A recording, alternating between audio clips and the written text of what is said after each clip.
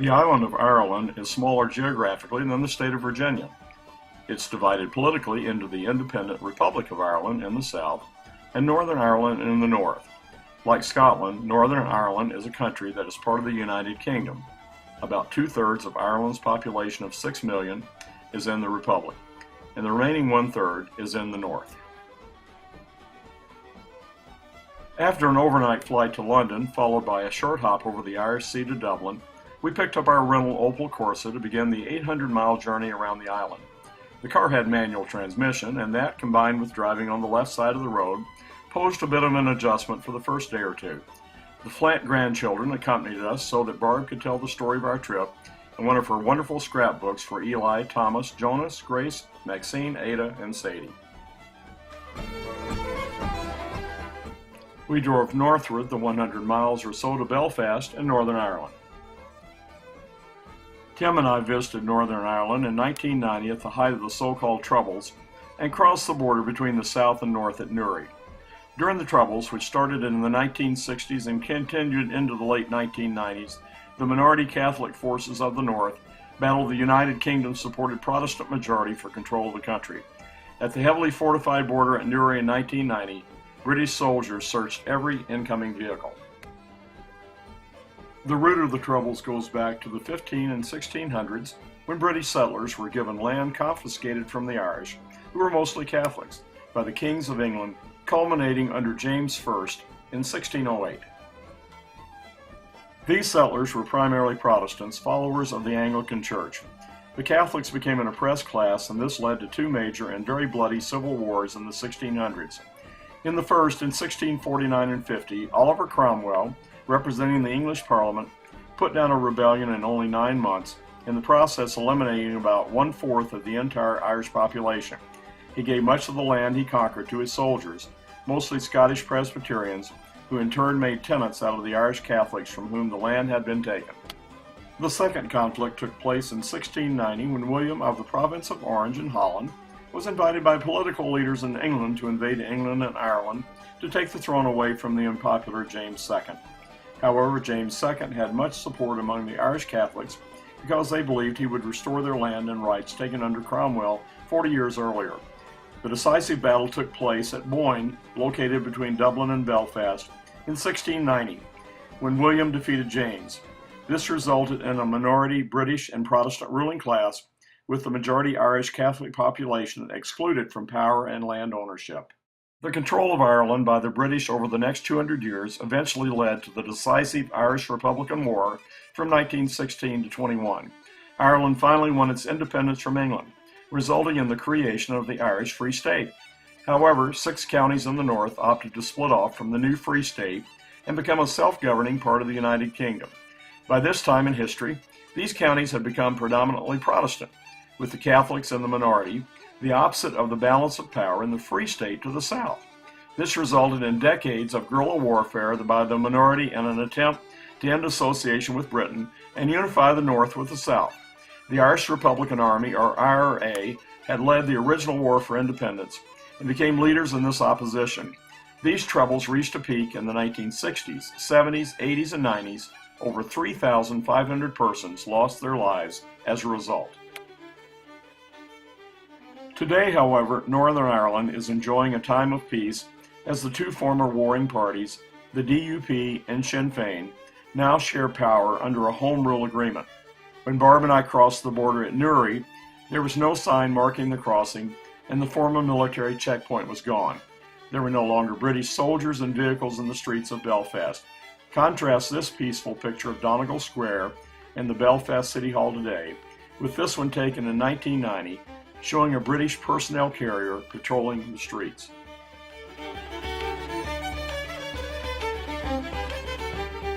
During the Troubles, the Protestant and Catholic neighborhoods to the west of downtown Belfast were divided by this wall, every bit as imposing and impregnable as the Berlin Wall.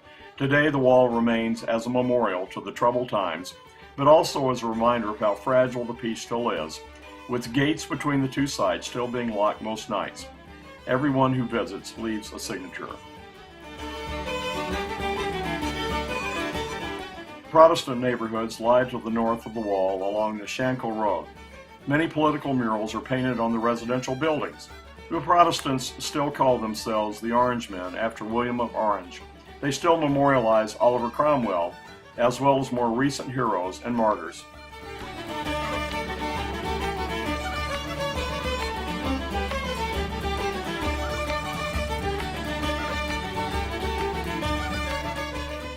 The Catholic neighborhoods lie along the Falls Road on the south side of the wall. Sinn Féin, now the largest political party in Ireland, shares power in the north with the Protestant-based DUP. This is its headquarters on Falls Road. On the front of the building is a plaque for 3 martyrs killed as recently as 1992. On a wall of the Sinn Féin headquarters is a mural of Bobby Sands, who led and died in a hunger strike in 1981 while in prison. His death brought worldwide attention to the Troubles and took them to a new level of intensity and violence. Barb and I are standing by the car of Gerry Adams, parked alongside the Sinn Féin headquarters.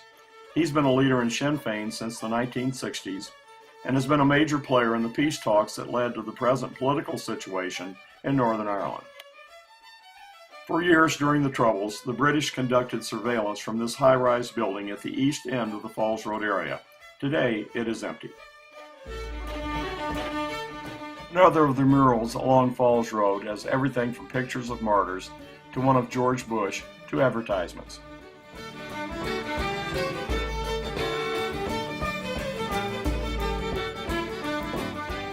Frederick Douglass was inspired by his visit to Ireland during the 1840s and the emancipation effort there to return to the U.S. and lead the fight to end slavery. Our private taxi tour of Belfast was led by Patty, a wonderful guide and storyteller. The tour of both the Shankill and Falls Road areas would have been impossible when Tim and I visited in 1990. Back then, only about 1 out of 100 tourists to the north was American. On our recent visit, we met many. The Belfast Grand Opera House was opened in 1895 and has been in continuous operation ever since, despite damage from bomb blasts in 1991 and 1993 directed at the Europa Hotel across the street. The 4-star Europa Hotel was damaged 33 times by IRA bombs between 1972 and 1994, making it the most bombed hotel in Europe. These buildings, which represent the oldest part of Belfast, stand in contrast to new construction in the background. Due to fear of bombings, little construction took place in the downtown area until the last 10 years. The Crown Bar in downtown Belfast is called by many the most beautiful bar in the world. Built in 1826, much of the troubled history of Belfast is contained in its walls, where many acts of civil commotion and terrorism took place. After each act of destruction, it was rebuilt to its original Victorian splendor. The RMS Titanic was an Olympic-class passenger liner owned by British shipping company White Star Line and built here at the Harland and Wolff Shipyard in Belfast, United Kingdom. It sunk on its maiden voyage on April 14, 1912. This was the slip in which the Titanic was constructed. For an idea of the size, notice the statue of a man on the right side. These are the original Harland and Wolff offices where the Titanic and its sister ships, the Olympic and Britannic, were designed. These cranes belong to Harland and Wolff and are called Samson and Goliath. The last ship to be built here was in 2003. This bust of Bruce Ismay stands next to the Belfast City Hall. He was the managing director of the White Star Line and is typically remembered as a coward who saved himself as other heroes went down with the ship. After Belfast, the next day we drove northward to the Antrim coast. The coast is one of the most beautiful in the world, with its steep cliffs and 2 top attractions, the Giant's Causeway and the Carrick a Reed rope bridge.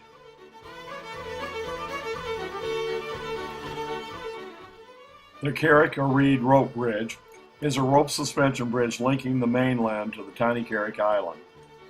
Salmon fishermen have been erecting bridges to the island for over 350 years, but the last salmon was caught from the island in 2002. In the 1960s, 300 salmon a day were caught, but in the last year only 300 were caught over the entire 6-month season. Now a tourist attraction, the bridge is taken down every year in late October or early November, depending upon weather conditions, having been put up in March. It's about 75 feet above the water and is quite disorienting to cross because your eyes have to be focused on the walkway while the rapidly moving water below is in the background. It's a recipe for vertigo. No one has ever fallen off the bridge, but many visitors have had to be taken off the island by boat after crossing. Barb, the Flat grandchildren, and I made it across both ways. Rathlin Island is just off the coast. The world's first commercial wireless telegraphy link was established by Marconi between the island and the mainland in 1898. Only 75 people live there today. 15 miles in the distance is Scotland's Mull of Kintyre. On the way to the Giant's Causeway, we stopped to watch this potato field being covered by lime. The Giant's Causeway is an area of about 40,000 interlocking basalt columns, the result of an ancient volcanic eruption. Legend has it that the Irish warrior, Finn McCool, built the causeway to walk to Scotland to fight a Scottish enemy. Dunluce Castle was built in 1200 AD. In a fierce storm in 1639, part of the kitchen next to the cliff face collapsed into the sea, carrying the kitchen staff with it, after which the wife of the owner refused to live in the castle any longer. It's been in ruin ever since. We spent the night at the Matty Benny, once a mushroom farm but now a B&B and writing center just outside of Portrush. The main house on the left here was built in the early 1600s. Here, Karen White, the B&B proprietress, is proudly showing off her 50-year-old cast iron radiant heat stove. The next morning in the house's 350-year-old dining room, Karen served a delicious Irish country breakfast of drambuie, laced porridge, waffles, trout, and a table full of breads, fruit, and juices. Karen, a native New Zealander, met her husband there and moved with him back to Northern Ireland to raise their family and join the family business. Thoroughly stuffed, we drove 220 miles southwest past Londonderry into the Republic and on to our next overnight stop at Clifton in Connemara. We stopped to view the final resting place of W.B. Yeats at a small church near Sligo. Yeats was a Nobel Prize-winning poet and one of Ireland's most important figures on the literary and political scene in the 20th century. These words are engraved on the headstone. Cast a cold eye on life, on death, horsemen pass by. They're taken from one of his poems entitled Under Benbulben. Here's Benbulben Mountain rising to the north of the church. Another excerpt from that same poem read, Under bare Benbulben's head, in Drumcliff churchyard Yeats is laid. A Celtic high cross near the church. The carvings on the cross are of biblical scenes such as Adam and Eve. It was constructed around 1100 AD. Rising 2,500 feet above the western coastal town of Westport is Ireland's most sacred mountain, Croagh Patrick, named after the patron saint of the country. St. Patrick climbed the mountain in the 5th century AD to spend 40 days there. To memorialize this, today several thousand pilgrims climb the mountain toward the end of July in a pilgrimage called the Reek. The path upward can be seen clearly. Near the small village of Leenane, we came upon this man rethatching a small cottage he had built several years ago as a playhouse for children. Thatching material consists of bundles of water reed covered by straw. When done, a typical roof can weigh over 20 tons. The process is very expensive because most water reeds now have to be imported and the labor cost is high. A typical roof needs to be redone every 4 years. Consequently, thatched roofs are becoming increasingly rare throughout the country. The man marked by the red circle is cutting turf or peat. Peat consists of vegetation laid down several thousand years ago. Turf is cut mostly in April and May each year and is placed in piles to dry. When dry, it becomes a very light brick that is used primarily for heat and fireplaces. It emits a delicious smell like gingerbread. Most turf today is dug by machine, so a scene like this is about as rarely seen as a thatched roof. Nearing our stop for the night just northeast of Clifton in the heart of Connemara, we stopped at Kylemore Abbey. Originally called Kylemore Castle, it was built between 1863 and 68 as a private home for the family of a wealthy politician from England. In 1920, the castle was turned into an abbey when it was purchased by the Irish Benedictine nuns, who have run a school for girls here ever since. However, the school closed in 2010, but the nuns will remain and keep the abbey open to visitors. We toured several of the downstairs rooms. The nearby chapel is a small replica of a Gothic cathedral modeled after the one in Norwich, England. We spent the night at the award-winning Cornerstone B&B, located a short distance to the southwest of the Abbey, near the small village of Moyard. This lovely and immaculate home is run by hostess Etna and doubles as the home for her husband and 2 children. Etna is a former restaurant chef, as would become readily apparent later when we sampled her excellent cooking. This view is from our room looking out over an inlet from the ocean. Ireland is said to have 40 shades of green, which are obvious on this and many other of our pictures. The yellow bushes are gorse, which grows wild all over the country. Purple heather is also found, but was just coming into bloom. In this lovely garden, Etna grows fruit that she makes into delicious jams and jellies that are available for her special breakfast, featuring salmon scones and black Irish pudding, known as blood sausage elsewhere. That's comprised of pig's liver and blood bound by breadcrumbs and amply spiced. Barb loved it, probably due to her German heritage. The Irish are some of the most wonderful and hospitable people in the world. This was demonstrated when we left our camera the night before at this restaurant in Clifton, about 10 miles from the B&B, and Etna volunteered to drive in to get it for us. We of course turned her down, but this form of warmth and generosity was shown wherever we stayed.